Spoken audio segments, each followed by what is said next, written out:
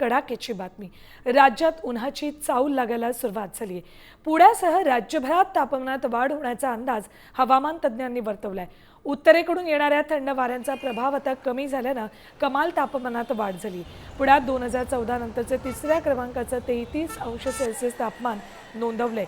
राज्यभरातील तापमानात 2 ते 3 अंश सेल्सिअसनं वाढ होण्याची शक्यता आहे।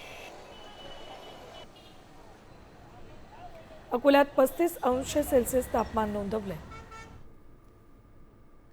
जळगावात 34, पुण्यात 33.5 अंश सेल्सिअस तापमानाची नोंद झाली। भंडाऱ्यात 33 अंश सेल्सिअस तापमान नोंदवले। धाराशिवमध्ये 32 अंशांवर पारा गेलाय।